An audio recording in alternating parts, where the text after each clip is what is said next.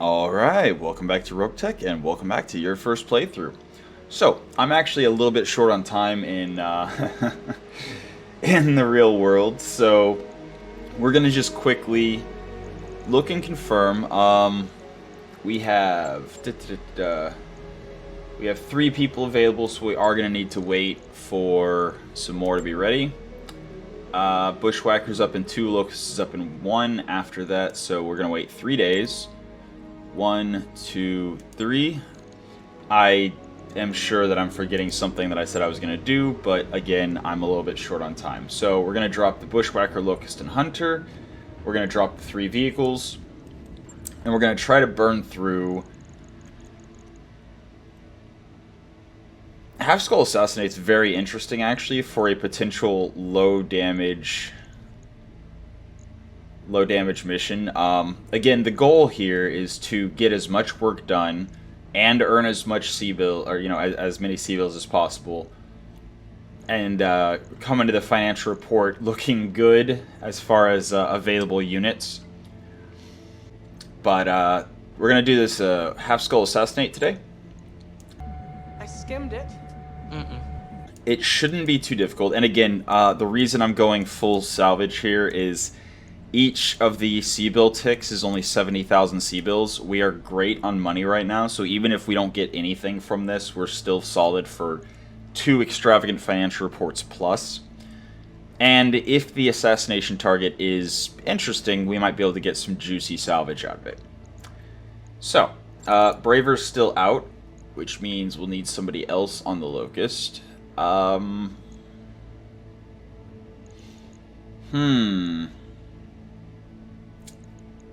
I mean, we could always put Rusalka back in the Locust. No, we can't, because, yeah, none of the 3 Mechwarriors we have left available other than, yeah. So those are our 3, those are our 3 vehicle pilots. So who do we want to get experience on? We got Hellion, we got Huldra, and we've got Narf. And I think we're going to avoid the 2 Reckless Mechwarriors, because remember, Reckless removes 1 max evasion, so that means the Locust would actually be stuck getting no more than 7 evasion instead of 8. So we are definitely going to go with Hellion then. And with that, actually we're gonna swap Sergeant Hellion. That way we have the ECM shield and probe on the Locust. Yep. Just like that. Yep. Alright, so it is worth noting that our bottleneck right now, as far as the missions we can drop on, is largely the availability of mechs and vehicles. With a... Ooh, that's an Uziel. Okay. That's juicy. They usually run dual PPCs and are often stacked out with pretty good equipment. So we do have... Okay, yeah, this is the first assassination mission. So we'll go over we'll go over the considerations. So you can, before you drop, you can always click the objective to see where the primary target is. And we can see the primary targets in this little bit of a ravine with, it looks like, 1 major path out, and then maybe can go up the ridgeline a little bit. And you can see the escorts are off to the side, and the reinforcements are down in the water. So we do have 2 lances of supporting units, but all we have to do to win the mission and get out and get paid is destroy the primary assassination target. Which means if we can find a little corner of the map we can drop in over here, which it does not look like we're going to be able to. So we are going to have to fight through his supporting forces to get at the diplomat. Because I'm not seeing the drop reticle this. Now we could drop over here, which would give us high ground on the first or the first lance that we're fighting. And that probably is the best bet. But let's just confirm that there is nowhere we can drop closer to the target. There is not. So we are not going to be able to drop in immediately just blast the target to pieces and then evac. Also worth noting, the evacuation point is randomized. It could be right on top of the assassination target. It could be across all the rest of the remaining forces. So we may have to end up destroying them all anyway. Which is going to be a little bit of an ask since we have the bushwhacker and that's... it's the bushwhacker and the vehicles for our actual damage output. But again, this is a half-skull mission. So it shouldn't be too terribly dangerous as far as what's dropping against us. But we definitely don't want to drop across the water, because on this particular map, the only two ways we would have across would be either going on this tiny little land bridge, which lines us up perfectly for stray shots, or going very slowly through the water. So neither of those is ideal, which means we definitely want to drop over on this landmass. And yeah, I think we are just going to go for the high ground. Absolutely. And then try to strike, take out this lance, push into the primary target, and then reassess once we see where the evac point is. So, the bushwhacker. We kind of want the bushwhacker just like a little bit forward. Locust, Hornet, tank. I'm kind of dropping them down here to maybe circumvent. Well, no, there's not really a path down this, so yeah. Okay. So dropping with the bushwhacker forward, Locust behind because it's faster, Hornet forward since it's also slower. We do have to keep in mind the Hornet's left arm has no armor, so as we run towards the primary target, we will be able to keep our right side with the Hornet towards all the other enemies. Then the Copperhead, I think, is the next tank. So I actually don't mind if it has to go through the foliage to actually do anything. Then we have the Chaucer and our VTOL. Something like that. So this does allow us to take the reposition round to keep the high ground against the targets while pushing them. I hear a lamb. Yep, that's a lamb. We're actually against Republic of the Spear. Ooh, I did not pay attention to that. Okay. If we were against local government, this would be a lot less scary. But, no, we're against the Republic of the Spear. And even though the Puka did spawn in with half of its armor missing from its center torso, that's a scary lamb. There's also an Arctic cheetah. The J. Edgar machine gun is going to have 4 machine guns and I believe a small laser. Blizzard Transport just has an LRM-5, so we can, for the most part, kind of ignore it. That's 25 damage, unless it's running Deadfire, which is still only like 35 damage. We have a Wasp with one of its weapons busted. We have another Wasp with one of its weapons busted. A Kabuto with one of its weapons busted. A Shadowcat. Ooh, nice. Okay, I'm very glad I went for max salvage, but I'm also now much less confident with our chances here. So, our goal, again, as long as we defeat the primary target and evac with at least 1 unit, we will get the full salvage and full payout. Which means, hopefully, I mean, this lamb is going to be able to close the distance to us, no problem. So, that's a major concern. Good to go. I am absolutely moving and bracing with the bushwhacker. That 40% damage reduction is going to be very handy.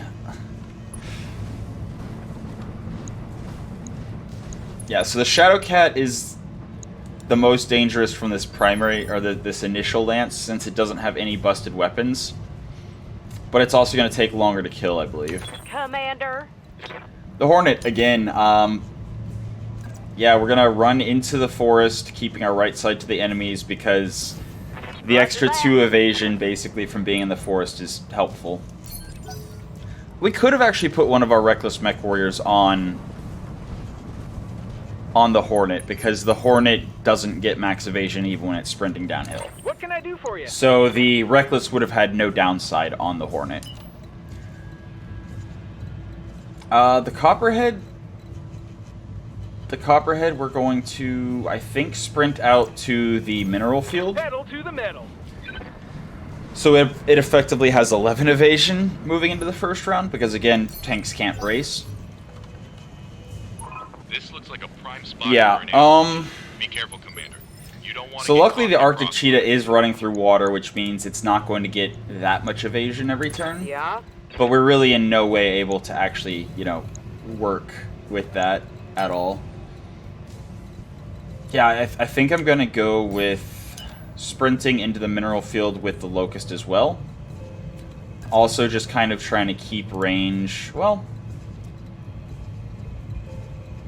being at the edge of the mineral field will actually give us more mobility options as far as flanking and backstrikes. So we have the 8, we have the mineral field, so we have effectively 11 evasion right there. Hopefully that's enough. Yeah, the prospect of getting through this without taking much damage has dissipated significantly. I'm fairly sure we're going to take a good chunk of damage from this mission, just seeing what the opposition looks like. Schosser, we're just going to sprint out into the open. The Schosser has built-in damage reduction, and also has, you know, significant armor compared to the rest of our units. I think the only unit that has more armor than the Schosser is the Bushwhacker, and we definitely do not want the Bushwhacker to get hit. Or at least, you know, to let it get hit as little as possible. So if we can draw fire with the Schosser, all the better. Mockingbird, I'm going to try to immediately get in position to backstrike the Shadowcat. Boy, here we go. And I will absolutely drop the bombs on it if I get the option to. Oh, okay, so here comes the Blizzard. That should be the last activation, I believe. Yep.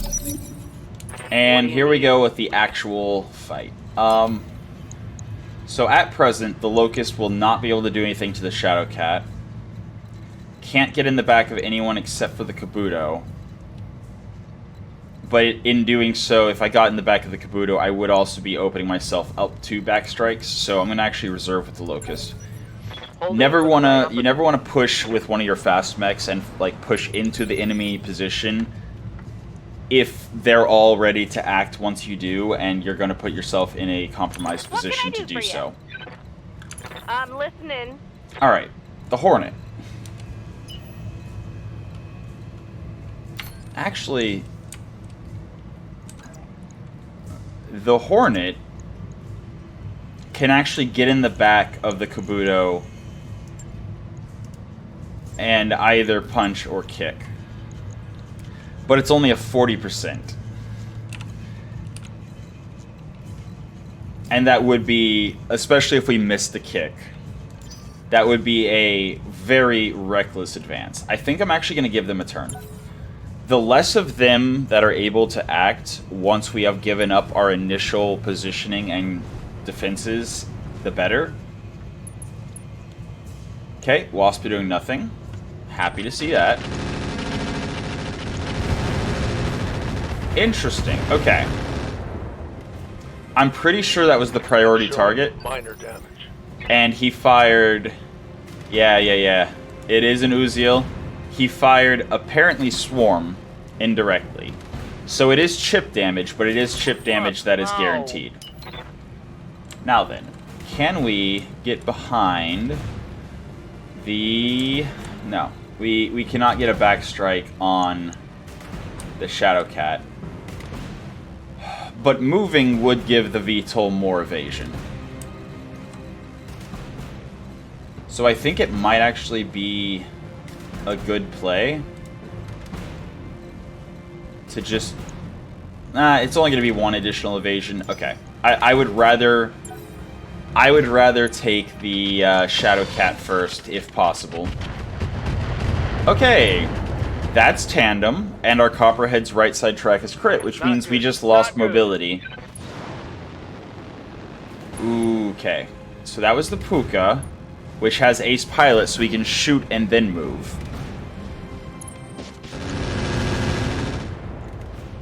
Okay. They are taking our vehicles as their primary target, though. So that's good. The Puka... Okay, the tandem rockets... It was tandem rockets, because now the missiles are red, so...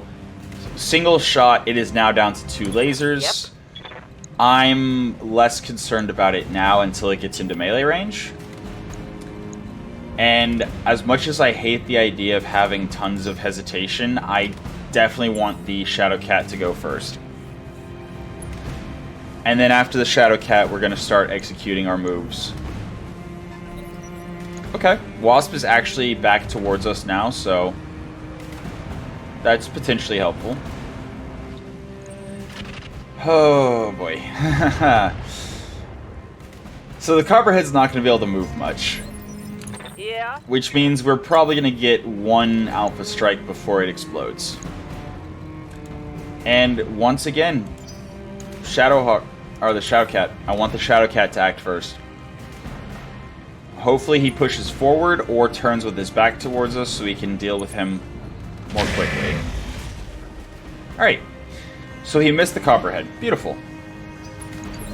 Waiting on you, Commander.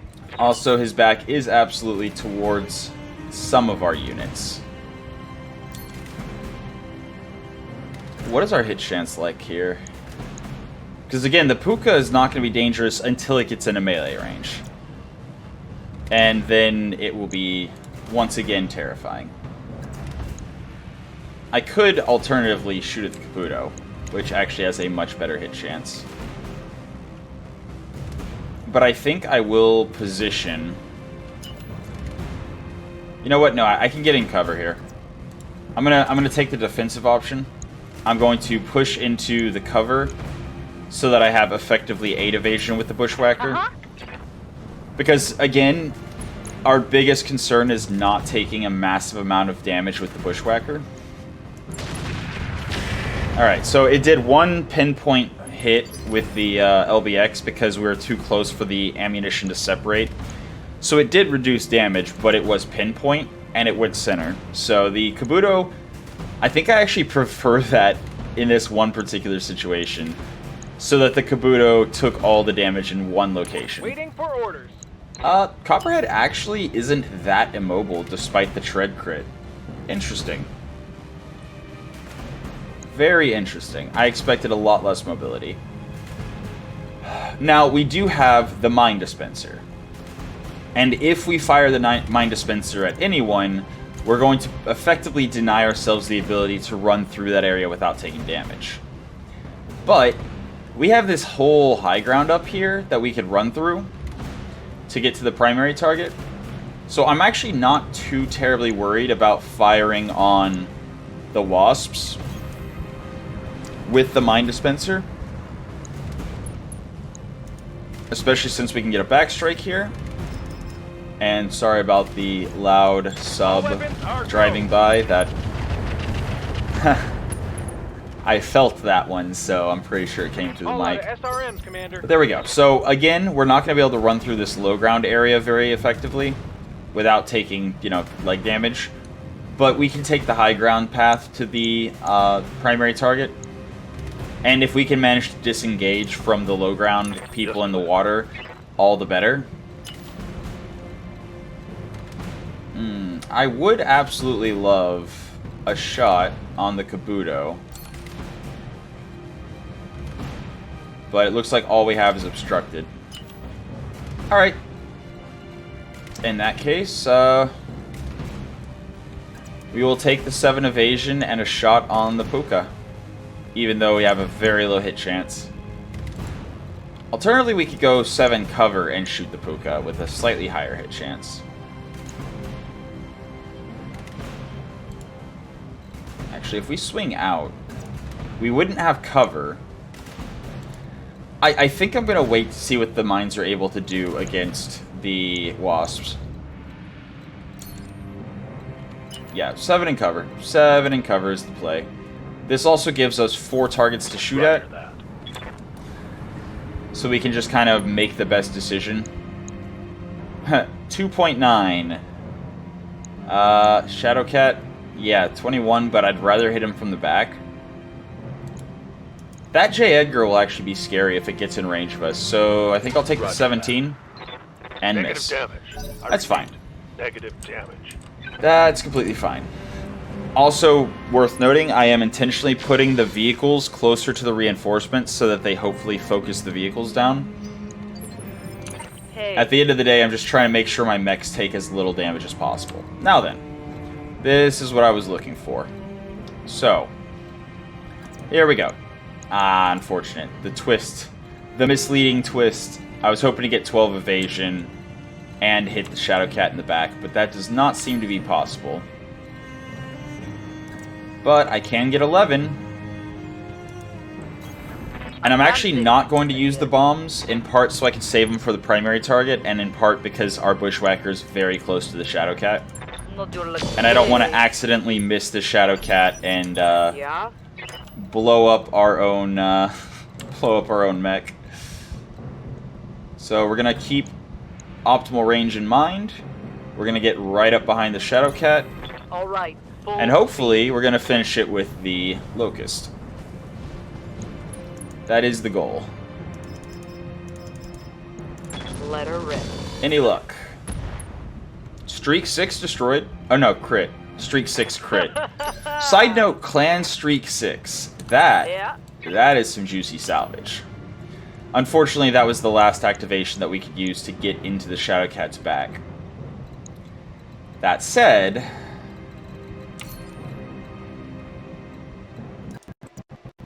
okay. I think... Yeah, I think the Hornet's going to try to draw shots. Confirmed. And, yeah, just try to get something done. Guess I'll give it to him then. Nope. Okay. It's fine. Yeah, this is much scarier than I anticipated whenever I picked a half-skull mission, but that's what happens when you're fighting against people who have clan tech. They have much stronger half-skull units than other factions. Copperhead. Okay, so because of the hesitation, Bushwhackers turn 10, Shadowcats turn 10. Which, actually, fortunately, since they have several things acting between our Copperhead and the Shadowcat, we will get to act with the Bushwhacker before the Shadowcat activates. So that's good. That's the good news. The bad news is everything else. Okay, so I think the Copperhead we're going to...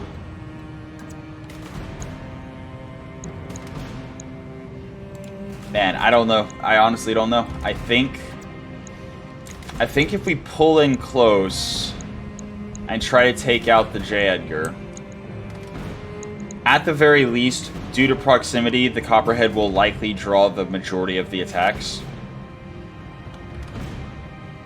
Then again, so the APF SDS ammo does increase damage to armor, and then the Inferno does increase damage to vehicles, so we actually might be able to shred the J. Edgar pretty well.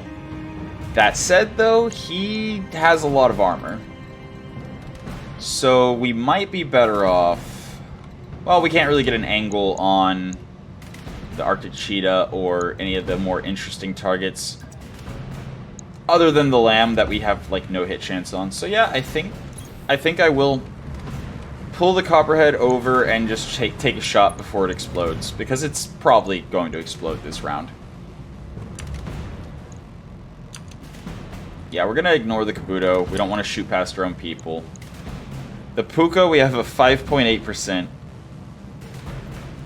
That said, he is very, very hot. So our Inferno missiles would potentially be more impactful. But it's a 2.2 versus 26. Yeah, no. We just go with hit chance. At least we did a little bit of damage. Oh, Wasp is jumping. Wasp jumped into a hex where one landmine exploded. That's fine. I mean, it's a single mine layer 20, so I wasn't expecting it to, like, single-handedly kill them, but... I'm losing a lot of armor here. Did the Puka not? Oh, right, ace pilot. Yeah. Right. So he shot, and now he's moving over there. And still has a lot of heat. Yeah, firing indirectly at the Copperhead. Okay, I'll take it. But yeah, he still has a lot of heat. He should have a lot less evasion because he didn't travel nearly as far as last round whenever he jumped. But the reason we didn't reserve with the Copperhead was to make sure we didn't mess up the initiative order. So that we definitely have the Bushwhacker acting before the Shadowcat. Yeah, this is very much a sacrifice the Copperhead and just try to push to that primary target who keeps hitting us with swarm ammo and try to take him down as fast as possible. Waiting for orders. That's the goal, and that's the hope. Okay, so let me zoom in a little bit to make sure. Okay, so our hit chance sprinting is not the best. And I don't think that this is going to be adequate range for the cluster shot to separate.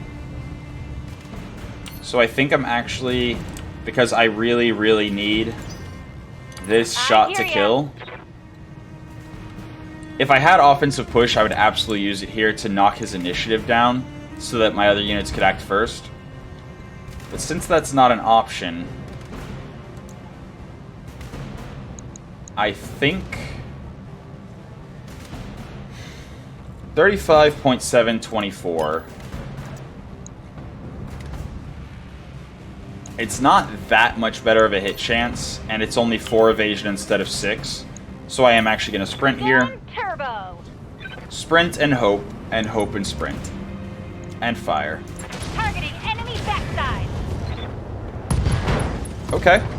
I will take it.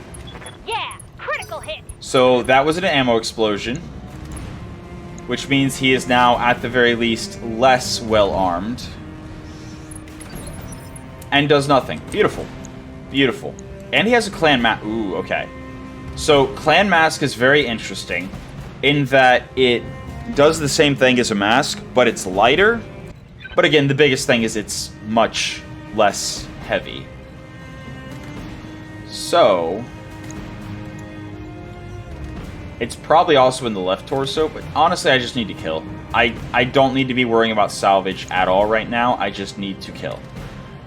And I'm actually going to move with the Hornet in an effort to get the kill with something that's lower impact, like that. Okay. There's one clan mech down. There's one clan mech down. Wasp. Moving 1 hex. Did his leg get opened? Or did he just decide to only move for 3 evasion? Interesting. Arctic Cheetah, the Puka, we've got considerable threats still remaining. But I think I am actually going to... Okay, this is just... You can see on the left the info tab. I'm not running through any mines. As long as it doesn't say mine times whatever, I'm not running through mines. So if I go here, I can actually shoot the Kabuto in the back with a fairly good hit chance. Our left side is the one that is more open, though. So we actually want to swing... See that? We start running through mines at that point. I think getting 8 evasion, even though we're putting our open side, or not open, but our more damaged side towards the enemies, I think the 8 evasion and the back strike is worth it. Even though it is just a Kabuto missing one of its weapons. Also, it was almost open from the front. So actually, no, I think we're going to shoot the Wasp. We have a better hit chance on it. Yeah, we have a better hit chance on it, and again, the Kabuto is the one that's almost open from the front, so there we go. Wasp now has no evasion. The Mechwarrior is now injured and is bleeding out. Yep, bleeding out, so we can ignore the Wasp now. Because of the injury, because he's bleeding out, it is going to be considerably less dangerous. And then we have the other Wasp. Or we can do this and start drawing fire from the primary target. Oh, but he is scary. And he has been firing indirectly. Even though it's swarm ammo, so it's guaranteed chip damage, he's going to start doing a lot more damage once we give him line of sight.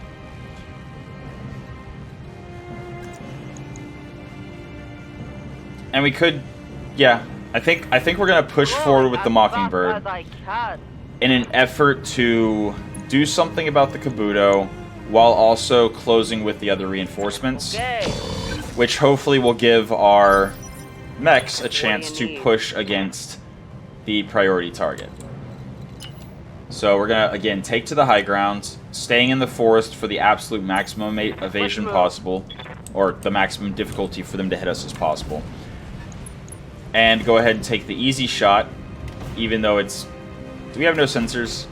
Yeah, we have no sensors.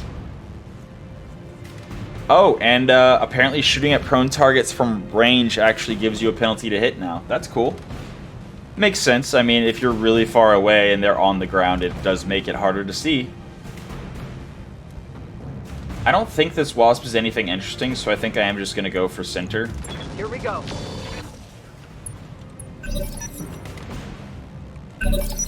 If I can kill him before he stands up, then there's a 0% chance that any of his weapons will hit me. Okay, and once again, this other Wasp moved 1 hex, so... Good to go. Okay. Copperhead can't get into the Puka's back. I really would like to kill the Puka, but at the same time... Yeah... It's going to have an insanely high hit chance, or not hit chance, insanely high evasion because it's a lamb, and it's going to be really hard to hit it unless it decides to just like not move for one of these rounds. We are almost open on the left, and if we go through fire, we'll likely take damage all the way around our vehicles. So it's going to be ideal for us to not do that.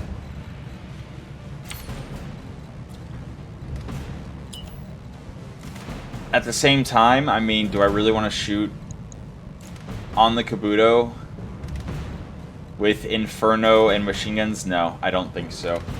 I think my best bet is actually to go for the Puka. I mean, my hit chance is garbage.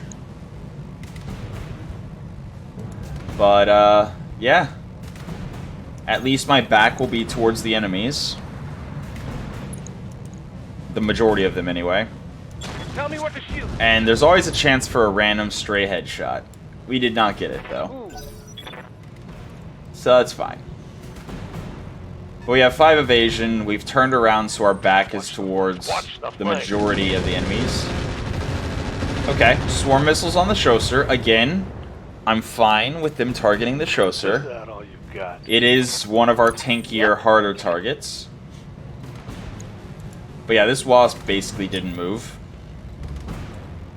So I think I am going to take the opportunity to push it, while also potentially getting in a position to backstrike the Arctic Cheetah with the Locust.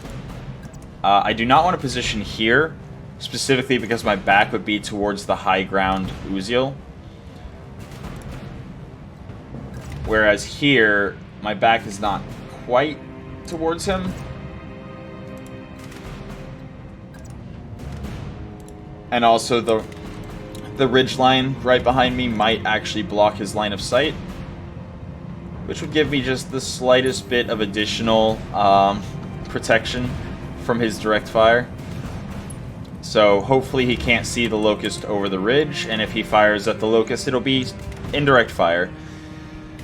And Wasp has like no evasion, so he's unsettled. That's always helpful. But really, we just need to get our Bushwhacker towards the primary target. What? Ooh. Okay, first of all, Whenever a lamb uses its afterburner, aka jumps in lamb mode, it creates a lot of heat, more heat based on how many hexes it travels. And I think it just tried to do a death from above on our Hornet and missed, otherwise our Hornet would have exploded.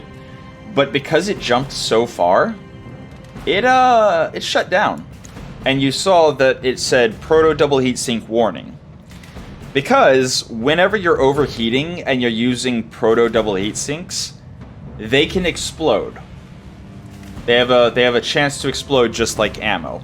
The reason you would want to use them is because it's a one-slot heatsink that also reduces heat generation from weapons fire.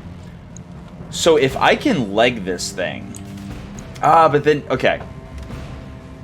If we greed for the stuff inside of the puka, instead of just killing it while we have a chance, we might sabotage ourselves, if only by not actually, being able to complete the objective.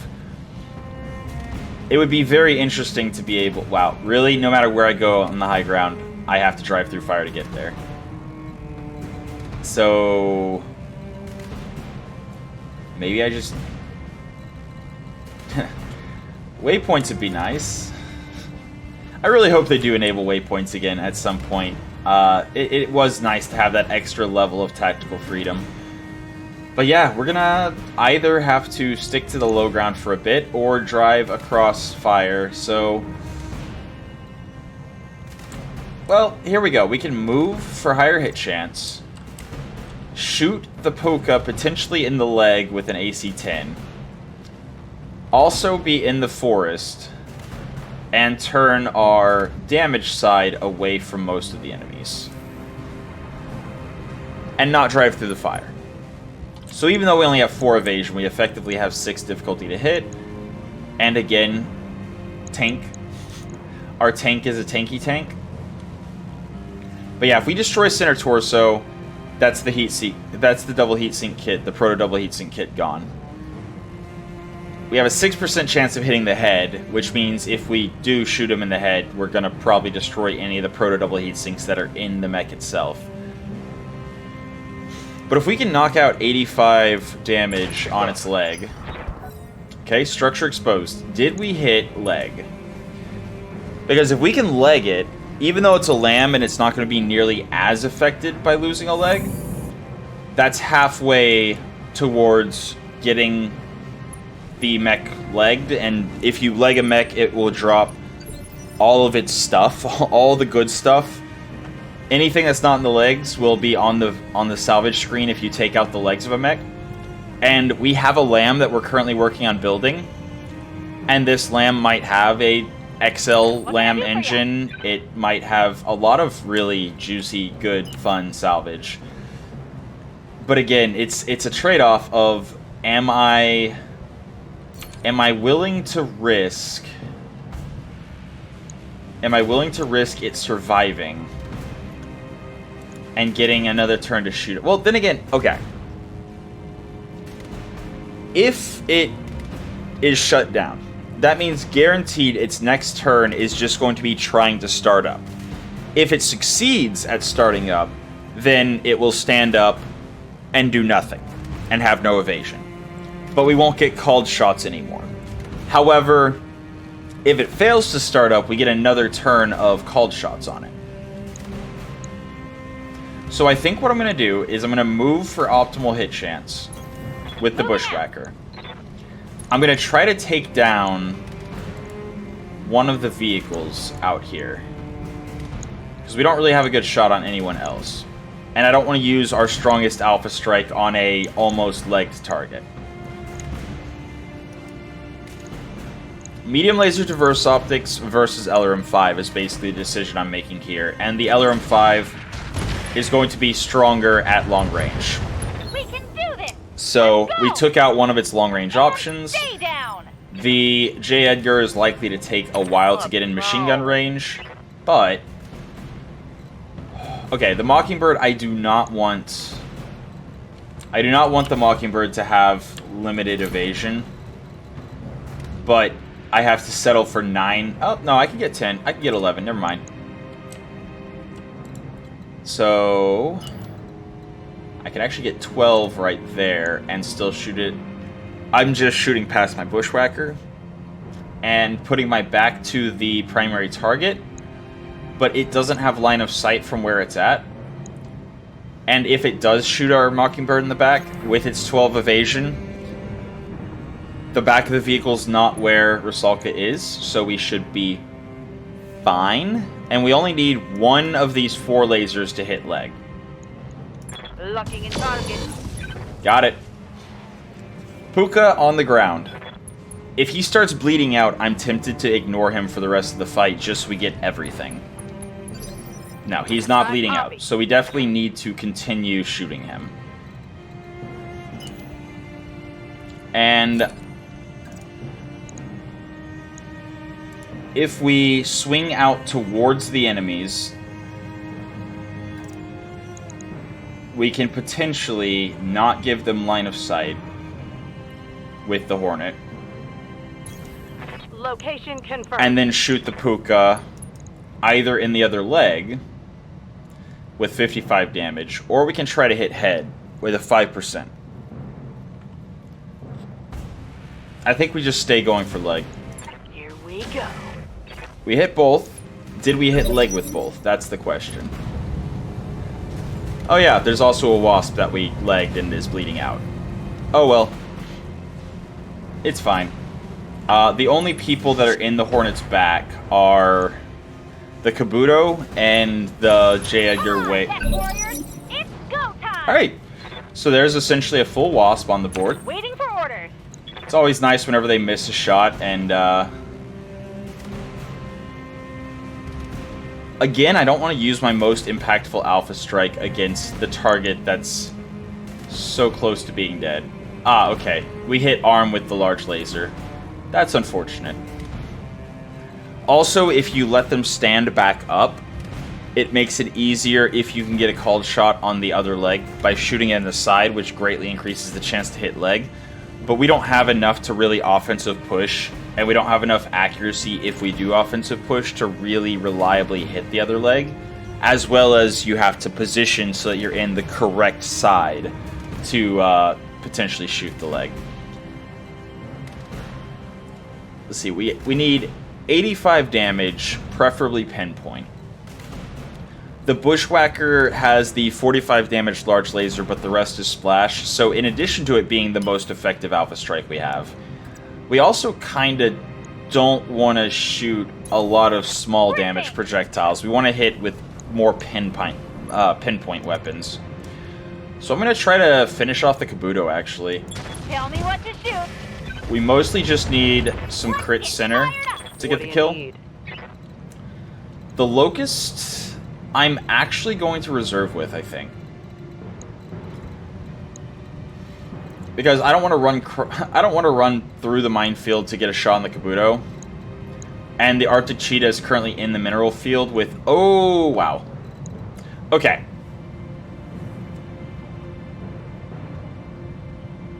Our Locust only has 8 evasion. And that is an incredibly scary mech. So, SRM 6 clans. I believe the clans do 8 damage each. So, yeah, that's what, 96 damage from just the SRMs? Medium heavy lasers, unless they've been changed since the last time I saw them before the handheld rework, is, I believe, 40 damage each.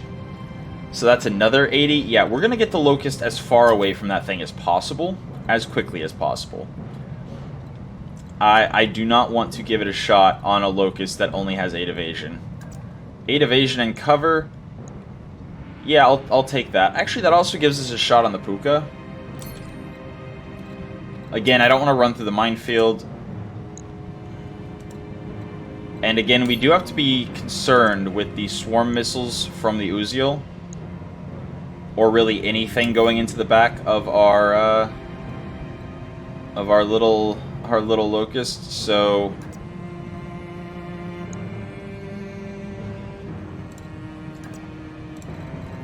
I think we're actually going to position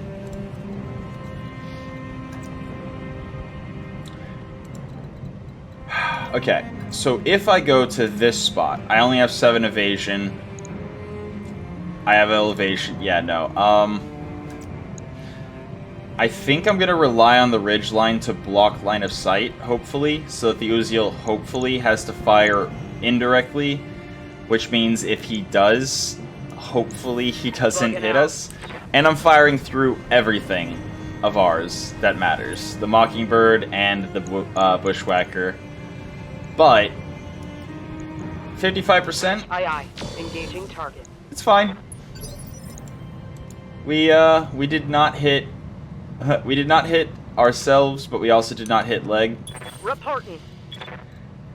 Yeah, we got problems. I think we're actually going to turn left side. So our right leg is almost destroyed on the Hellion. I mean, on the Hornet that Hellion is piloting. So we're actually going to pivot around, show our open arm and our strong leg. Because the second this thing loses a leg, we have to punch out. It's no longer worth having. Okay, left arm destroyed. It's fine. Ooh, laser insulators too. He is stressed Ready though. for orders. He is stressed. We don't want to shoot past our Hornet.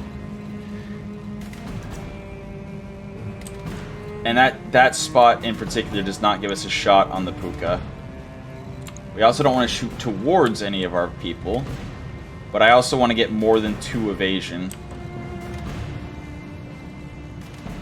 So yeah, I think this also puts our damage side away from the enemies. So yeah. Location confirmed. Chaucer up on the high grounds. There's a pretty high chance we just accidentally blow up something else. War phase. Hey, he punched out. Beautiful. Beautiful. That's a lot of good stuff. Because we did not destroy side torso. So if that thing has... Okay, still firing swarm, it's fine. As long as he's firing swarm, that means we're taking minimal actual damage. It's just chip damage over and over and over again. Surprisingly, our Copperhead is still not dead, which is amazing. And we're about to finish off both of the... Well, actually, no.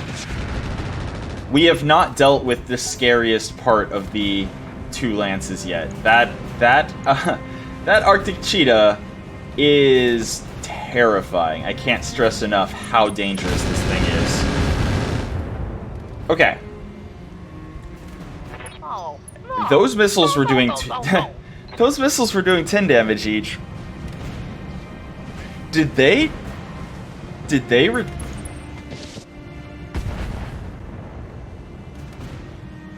Okay.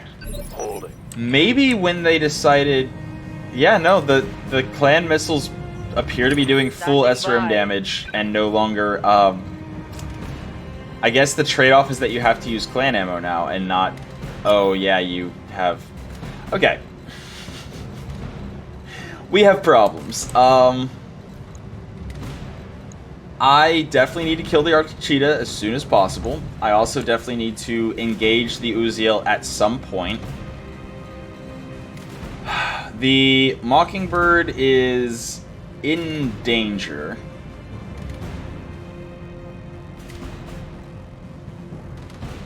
I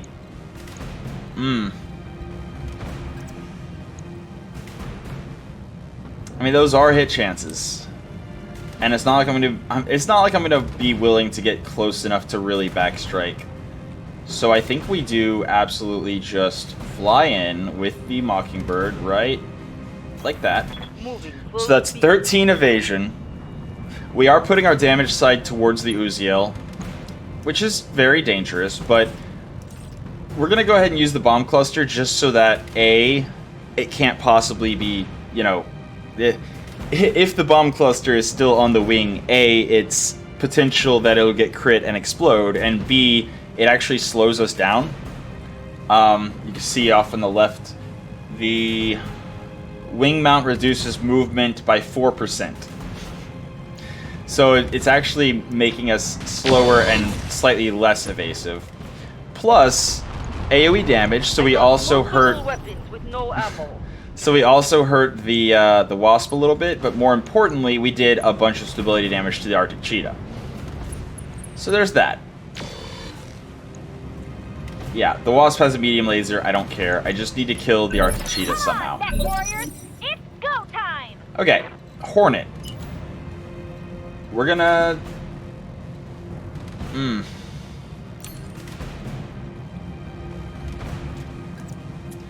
I think we're just gonna face the enemies and shoot at whatever we have the best hit chance with. 16.9, 24.3. Well, that settles that. Nope, All right. it's fine. Standing by. Tainted Loki has to actually just straight up push if we're going to shoot at the Arctic Cheetah. But yeah, I'm fine with Understood. pushing the high ground, not going through fire, and having an obstructed shot. That said, even with the reduced damage from obstructed line of sight, that would be a kill if it hit center. And we could potentially stray shot. Chief, let's hit him hard. Nope. Alright. I missed. Whew. We still have the primary target left. That's... Okay. We have MML 30 risk and 3 light PPCs. So it's incredibly accurate and quite a serious threat. For now, that's been your episode of Roguetech for the day. I hope you enjoyed it, and until next time, have a good one.